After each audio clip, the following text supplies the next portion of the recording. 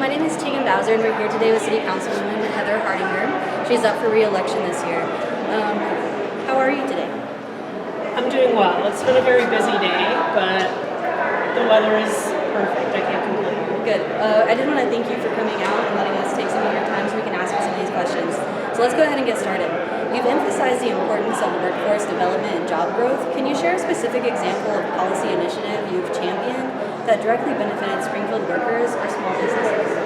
Absolutely. So the city's done quite a bit over the last several years when it comes to just making really targeted investments in skills training. We had a very large grant come through that we accepted that trains workers in 10, we have a 10-county region, and then we've expanded that to nearly 50 counties that we're serving with workforce training. So expanding beyond Springfield to the rest of southern Missouri is something that I think we can be really proud of. Good, that'd be nice. Second question, public safety has been a key focus during your time at City Council. How do you plan to continue supporting organizations like law enforcement and mental health services to ensure community safety and well-being?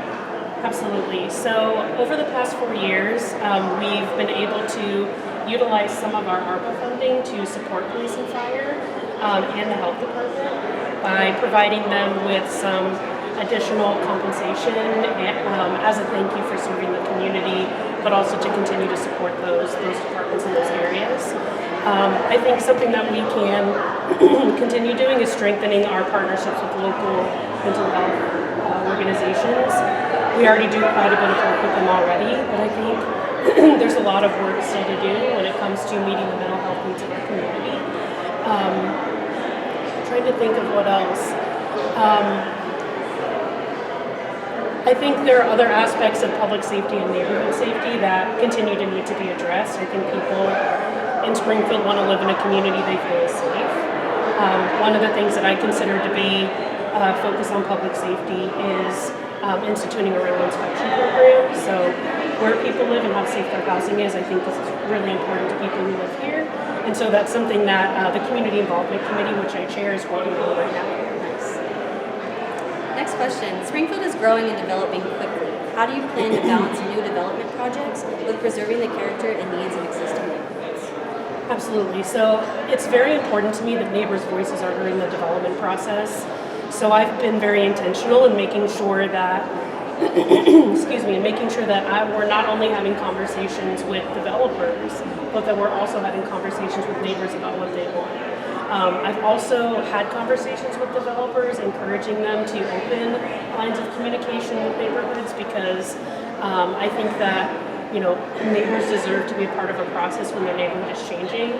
Springfield is kind of what I consider to be on a breaking point, on the cutting edge of going from being a small city to a medium-sized or larger city, and with that comes a lot of growing pains. And so I think the more that the city can communicate about the future plans, how they'd like to see the city to grow, I think that meeting more intentionally with developers to help them understand a little bit more about that fabric and understanding the comprehensive plan, I think, is really important too. So increasing that level of communication, I think, is something we should really focus on moving forward. Yes, and I agree with you completely. Communication is important in every aspect. I think it's understated. I think, especially during COVID, I think the way we communicate has changed so much, and so making sure that we are bringing the right people to the table, including neighborhoods and neighbors, is really important. Yes. You've spoken about closing opportunity gaps and fostering inclusion.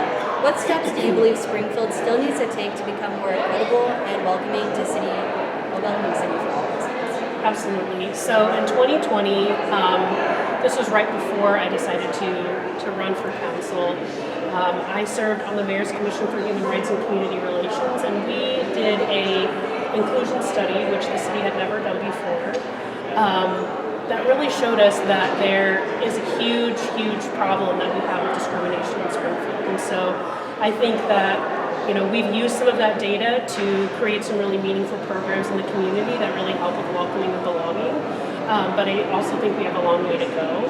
So some of the things that I think that we can do to make our community more welcoming is just, ensuring that, everybody has a seat at the table when it comes to municipal government. I think a lot of people see what we do as not very accessible, or maybe they compare what council members do to what folks in Washington D.C. do, and we do really different things. And I think municipal government is where it's at. It's the level of government that impacts us directly. And so I'd like to make that more accessible, get more people involved in the conversations that we're having, and I think that that's a huge part of belonging and welcoming. Well, thank you for your time with us today, and I really appreciate all of your answers. Thank you for your questions.